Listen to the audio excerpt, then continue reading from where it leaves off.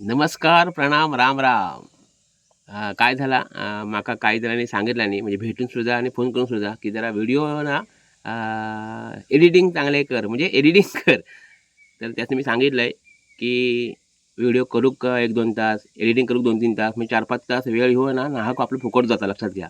त्याच्यामुळे असल्या काय आपल्याला जमणार नाही आणि असं कोणी करू पण नाही, कारण वेळ महत्त्वाचा आहे लक्षात घ्या. त्या वेळेत आपण काय काय करू शकता, आपल्या घरच्यासनी वेळ देऊ शकता, आपल्या चाहत्यासनी वेळ देऊ शकता आणि बरीच आपली कामं करू शकता.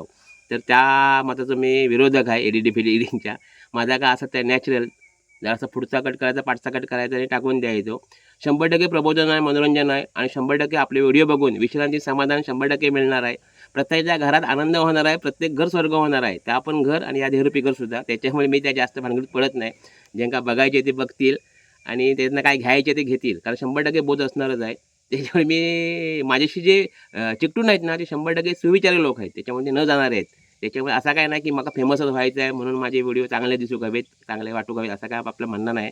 मी व्हिडिओ करते, प्रांजळ सांगते, मी एक पागल-मोकळं उन्हाळा आहे आणि मस्त जगते, तसं इतरांनी पण जगावा आणि ह्याच माझ्या व्हिडिओच्या माध्यमातून काहीतरी द्यावा, हीच माझी कल्पना आहे. बाकी त्या व्हिडिओशी माझा काही संबंध नाही. त्याच्यामुळे माझे व्हिडिओ बघताना त्यातनं फक्त आनंद घ्या.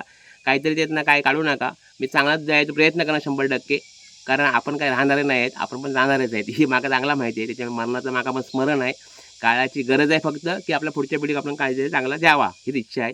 तर चला, पुढचे व्हिडिओ पण असे चांगले असतीलच. तुम्ही बघा मस्तपैकी आणि सगळ्यांनी एकामेकात पाठवा. म्हणजे काय, झाला तर झाला चांगला. ओके.